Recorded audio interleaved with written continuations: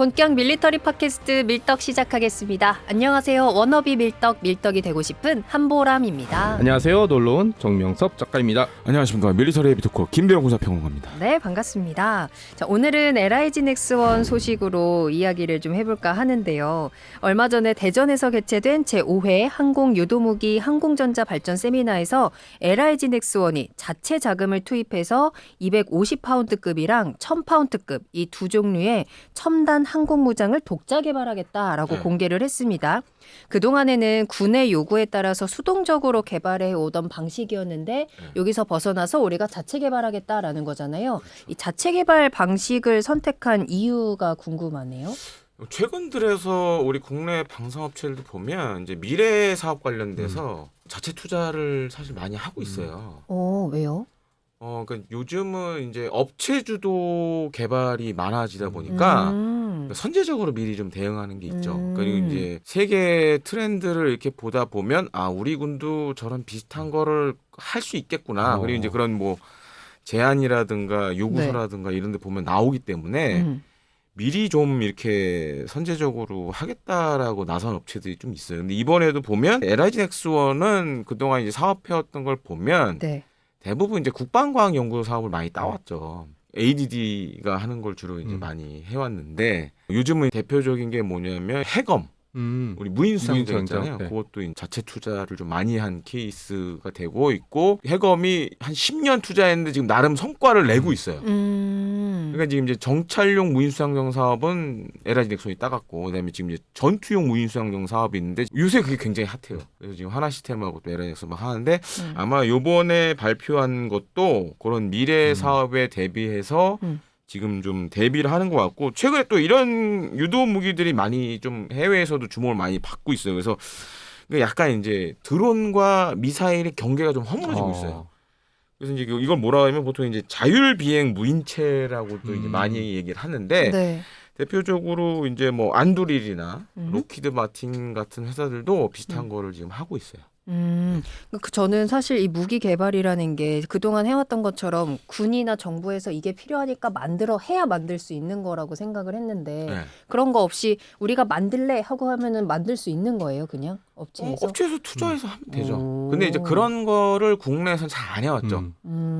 그렇게 몇 번 옛날에 했다가 안 된 것들이 많아서 좀 주저주저 했는데 요즘 이제 워낙 K방산이 핫하니까 이제 단순히 국내 시장뿐만 아니라 이제 해외 시장도 보고 선제적인 자체 투자를 하는 경우가 많이 늘어나고 있어요. 그럼 파는 것도 굳이 뭐 정부나 이런 거 허락 없이 그냥 우리가 팔래 하면 아니요, 그거는 국내법적인 문제들이 있기 때문에 정부 허가는 받아야죠. 근데 이제 아마 그 해외에서 산다 그래도 우리 군이 쓴 다음에 대부분 사기 때문에 그래요? 그런 것들을 고려해서 아마 개발을 진행할 걸로 보여집니다. K방산이 그만큼 선진국으로 가고 있다는 뜻이고요. 예전에는 좀 수동적으로 군의 요구에 맞춰서인데 군의 요구에 맞춰서 하게 되면 그게 또 해외 시장에서 잘 먹힌다는 보장은 또 없거든요. 왜냐하면 한반도의 특성이 있으니까. 그러니까 이제 LIG 넥스원이나 이런 방산 업체에서는 그런 군의 요구도가 미리 나올 거 아니에요. 10년쯤에 뭐가 필요할 수도 있다. 이런 거에 대한 예측도 이제 대비할 겸, 그다음에 또 해외 시장에 선제적으로 좀 대응할 수 있는. 왜냐하면 또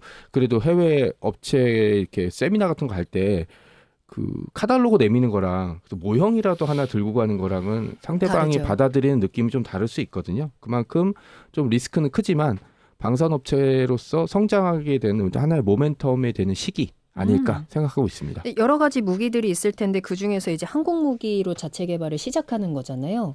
항공무기를 선택한 이유도 있을 것 같아요. 그러니까 이걸 뭐 대표적인 자율비행 무인체라고들 많이 해외에서 언급을 하는데 요즘은 단순히 항공기에서만 쓰진 않아요.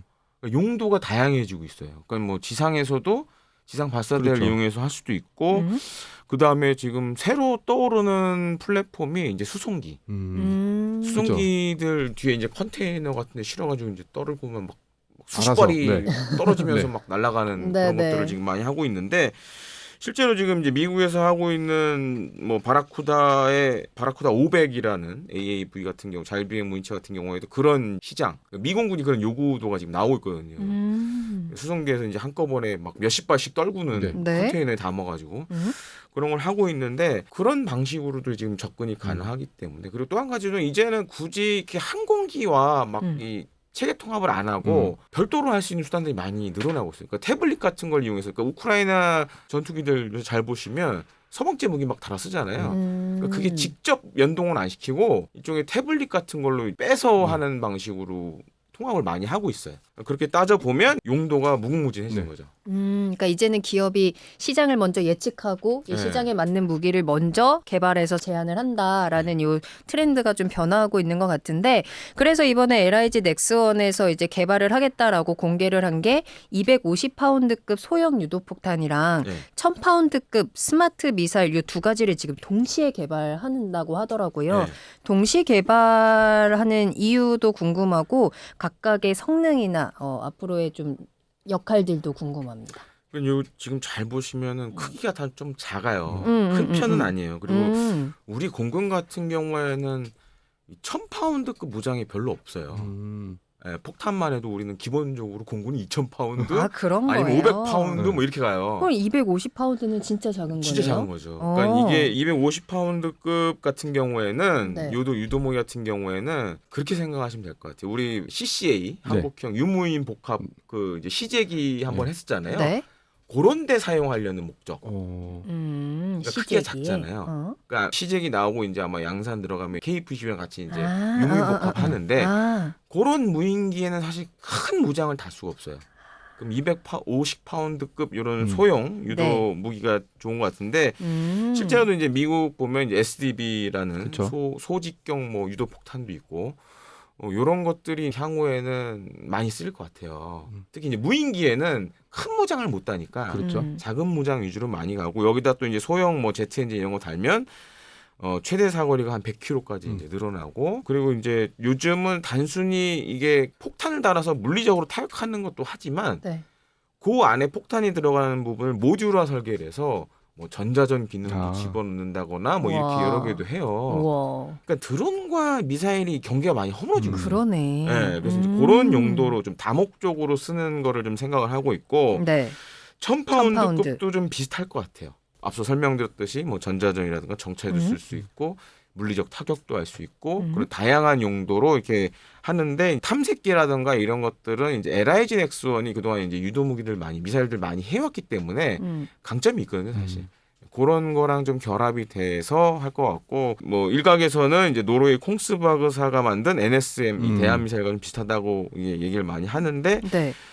요즘은 사실 이제 대함 대지 이것도 크게 옛날처럼 막 딱 지정해서 만들고 그러질 않아요. 그러니까 하나의 미사일로 두 개를 다 하는 약간 다용도식으로 많이 가기 때문에 실제로도 이제 그 콩스버거사가 만든 NSM 미사일도 대함도 하지만 연안에 있는 대지 목표물도 때리는 걸 할 수 있어요. 그러니까 전자기기 성능이 좋아져서 예를 그렇죠. 들어서 센서나 이제 이런 것들이 좋아졌기 그러니까 때문에 적당한 표현인지 모르겠지만 머리를 떼서 네. 다른 센서를 붙이면 네. 이제 바뀌어질 수도 있고 아니면 센서가 성능이 좋아져서 해상도 탐지하고 지상도 볼 수 네. 있고. 그리고 이제 소프트웨어적인 부분들이 중요해지다 보니까 네. 그런 것들을 집어넣으면 그런 것도 이제 가능해지고 이제 또 한 가지로는 최근에 그러니까 제가 이제 물리적 타격 수단도 말씀드렸지만 EMP 같은 것도 적용할 수 있죠. 그래서 이제 EMP? 전자기 펄스로 기기 안에 전자 장비들 마비시켜버리거나 태워버리거나 이런 것들도 그거 좀 멋있는 네, 것 할 수- 같은데. 이제 스타크래프트에 보면 그죠. 이제 뒤져버리는 게 버스가 있죠. 이제 네. EMP 팍 쏘잖아요. 네. 그런 비슷한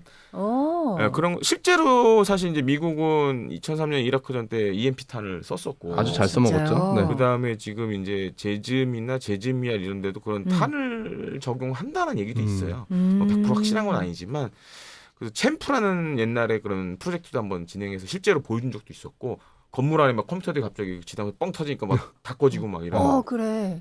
예, 영화에 그런 많이 것도 나오는데. 예, 실제로 한번 보여준 적도 있고 실험하는 거를. 아. 그래서 우리도 사실은 지금 뭐 국가연에서 EMP는 계속 하고 있기 때문에 이게 좀 줄이면 네. 네. 이런 데 장착이 가능해요. 그렇죠. 네. 아, 그렇구나. 네. 그래서 앞서도 말씀해 주셨지만 이제는 드론이랑 미사일의 경계가 또 좀 무너지고 있다라고 말씀해 주셨잖아요. 그래서 아무래도 이번에도 이 인공지능과 군집 비행 기능을 장착하면서 하이브리드 무기 중심으로 이제 개발이 되지 네. 않을까 싶은데 LIG 넥스원이 이것을 개발할 수 있는 능력을 어느 정도 갖추고 있을까요? 지금 기본적으로 우리나라에서 그러니까 예를 들어서 이제 엔진이 달린 뭐 순항 미사일이라든지 뭐 이런 것들 그다음에 KGB를 잘 보시면 엔진 안 달렸지만 이제 네. 글라이딩을 하잖아요. 그렇죠. 그런 거에 대한 노하우는 사실 이제 LIG 넥스원이 제일 많죠. 국내에서는. 어. 네, 국내에서는 제일 많고. 네.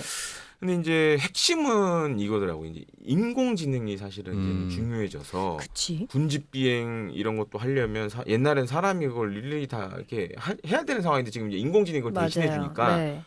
인공지능 관련된 기술을 얼마만큼 발전을 시키느냐. 아, LIG 넥스원이 그 기술을 갖고 있을까요? 요즘 근데 사실 국내 방산업체들 다 지금 인공지능 개발에 몰두를 하고 있고 그러다 보니까 이제 수도권에서 좀 떨어진 회사들은 네. 사람 구하기 힘들어요. 아. 맞지. 네. 몇몇 회사들은 아예 서울이나 수도권 쪽에 R&D 센터를 만드는 경우도 많고. LIG가 어디에 있어요? LIG 같은 경우에는 지금 잠실에 있고 어. 그다음에 판교에도 있고 뭐 많아요. 최근에 돈 벌어서 이제 핵심에 있네. 네, 최근에 돈 벌어서 좀 저 건물도 좀 사고 뭐 땅도 사고 막 이래가지고 네. 그리고 지금 연구 인원만 제가 얼핏 듣기로는 한 5천 명 정도 와, 된다고 지금 하거든요. 진짜요? 그래서 이제 그 정도로 지금 요새 많이 늘리고 있는데 그래서 인공지능하고 요 군집비행 같은 경우에는 또 실제로 해봐야죠. 그렇죠. 근데 이제 전에도 제가 한 말씀드렸죠. 우리나라가 이런 공역 자체가 좀 좁은 문제도 있고 그래서 그런 게 좀 단점으로 좀 지적이 되는데 뭐 단순히 제가 봤을 때는 이게 우리나라 용은 아닌 것 같아요. 그러니까 해외 시장도 이제 생각을 그렇죠. 하고 있는 해야죠, 것 해야죠. 같고 아니면 네.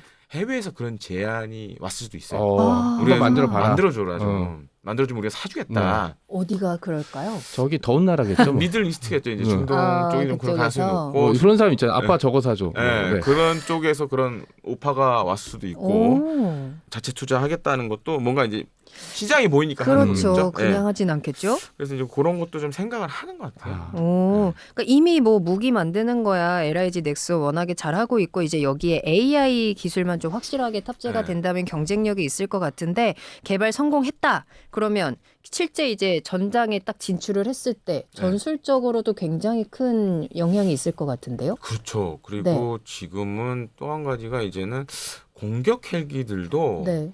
좀 이렇게 이런 좀 사거리가 긴 유도 무기를 많이 달려고 해요. 그래서 지금 한 100km 정도까지 되는 것도 옛날에는 뭐 헬파이어 이런 건데 뭐 8km밖에 그렇죠. 안 되잖아요. 8kg?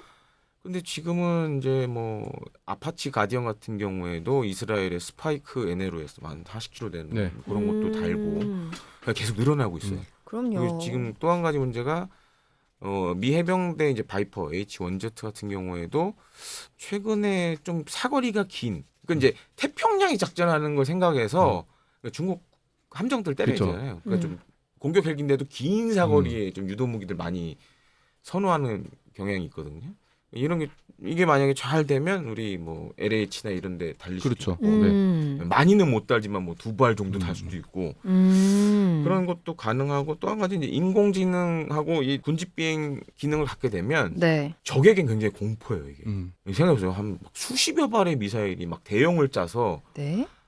근데 그 미사일들이 물론 이제 뭐 물리적 타격 수단도 있고 하지만 뭐 전자전 기능이라든가 EMP 이런 거 달고 막 임무를 받아서 자기들이 막 방공망을 무너뜨리고 가서 때리고 막 이러면 지옥이죠, 지옥. 거기다 이게 유인 전투기나 이런 거면은 저기 사람이 있네 살려줘 네. 이러면 되지만 AI는 그딴 게 없을 거 아니에요. 그렇죠. 그냥 항복을 받을 수도 없고 그렇죠. 그냥 일단 부셔 그러면 거기서 서 있는 인간은 그냥 부차적인 존재지 네. 뭐 실제로 인간들처럼 내가 쟤를 죽이면 꼭 죽일 필요가 있을까? 네. 이런 생각을 안 해도 되니까 당한 입장에서는 굉장히 공포감을 느낄 수밖에 없죠. 그리고 이제 지금 전반적으로 전 세계적으로 이런 무기들이 이제 차세대 무기로 이제 손꼽히고 있기 때문에 네. 그럼 뭐 향후 그런 해외 시장 가능성, 그다음 국내 소요는 사실 얼마든지 있을 것 같아요. 그래서 사실은 이제 카이도 비슷한 걸 하고 있어요 지금. 거기는 이제 자율비행 무인차라고 그 얘기를 하는데, 네. 그러니까 옛날에 안 했던 예를 들어서 지대공 훈련할 때 쓰는 그런 무인기라든가 이런 것들도 요즘 해요. 근데 그 이유가 뭐냐? 그러니까 군집 드론하고 이제 인공지능 결합되면 그런 것들도 사실 이제 무기로도 다 쓸 수가 있거든요. 막 수십 대 띄워가지고 하는 것도 가능하고. 그리고 또 하나 장점이 다른 경우는 미사일을 발사할 때 기체가 있어야 되잖아요. 그렇죠. 헬기든 뭐 아니면 전투기든. 그렇죠. 네. 근데 이런 식으로 자체적으로 움직일 수 있는 거라면 그냥 일반 헬기에 달아놓고 태블릿으로 발사 눌러버리면 그냥 40-50km 정도 공격이니까 옛날 네. 같으면 그런 민간 헬기나 공격용 헬기가 진입을 해야지만 공격할 수 있다면 가까운 네. 공격에 지금은 40-50km 정도 떨어지면 안전 공격에 가깝거든요. 그러니까 쏘고 나서 헬기는 돌아가고 네. 그냥 알아서 인공지능이 움직이면 되니까 발사할 수 있는 플랫폼도 기하급수적으로 늘어나 버리죠. 그리고 꼭 굳이 공중이 아니더라도 네. 지상에서 쏘는 것도 지금 왜냐면 조그만 엔진들 다 달고 있기 때문에 그런 측면에서도 어떻게 보면 굉장히 사용 영역이 넓어지는 거죠. 그러니까 우크라이나에서 최근에 제가 본 건데 실전 투입은 안 됐는데 드론을 열기구 같은 데 띄워서 네. 올려놨다가 거기서 떨어뜨린 거예요. 그렇구나. 그러면 거리도 굉장히 짧아질 수 있고 높은 오. 위치에서 내려다볼 수 있으니까 네. 드론의 성능을 극대화시킬 수 있거든요. 우리도 음. 그냥 코끼리 같은 데 달아놓고 올라갔다가 떨어뜨리고 그냥 알아서 날아가라고 해도 진짜 되는 방식이기 때문에 플랫폼 수를 늘릴 수 있고 그다음에 다양한 기체를 할 수 있기 때문에 엄청난 장점을 가지고 있는 거죠. 네. 이제 이게 개발이 되면 우리가 또 이제 세계 시장에서 경쟁을 해야 되잖아요. 예. 근데 지금 미국이나 유럽 제품들 좀 고비용 소량 생산을 하고 있는 상황에서 우리가 막 개발하는 이 한국산 항공무장이 좀 경쟁력을 가질 수 있다면 어떤 게 있을까요? 지금 요새 이제 유도 무기들의 개발 패턴들을 보면 핵심은 다 그거예요. 저비용. 저비용. 이건 뭐 우리나라뿐만 아니라 전 세계가 다 그런데 왜 네. 그러냐면은 우크라이나는 잘 보시면 이게 소모되는 미사일의 양이 어마어마하죠. 많아지다 보니까 네. 지금은 싸고 많이 만들어야 된다는 게 굉장히 강해요. 그래서 이제 뭐 자율비행 무인책의 개발이 지금 많이 집중된 이유가 그런 것 때문이거든요. 그러니까 유도 기능을 좀 간소화하고 제작할 때도 예를 들어 뭐 3D 프린터라든가 좀 사람 손이 적게 가고 기계가 좀 많이 할 수 있는 거 이런 걸로 많이 하고 있는데 다만 이제 우리가 문제가 우리는 이제 막 그림만 나온 거예요. 그렇죠. 이제 시작이죠. 네. 근데 이제 다른 나라들은 이미 미국은 좀 하고 많이 있으니까. 갔고 유럽도 지금 하려고 그러고 그래서 이제 어떻게 하면 비용을 줄일 거냐 그리고 발수를 얼마만큼 만들 거냐 그런 고민은 좀 해야겠죠. 대량 미국은 생산. 예를 들어서 네. 지금 요즘 하는 거 보면 정말 미사일을 많이 사요. 그래요. 미군이 정말 미사일을 엄청 많이 사요. 이게 또 가장 많이 사야 되는 그렇죠. 것 중에 하나잖아요. 네, 미사일이.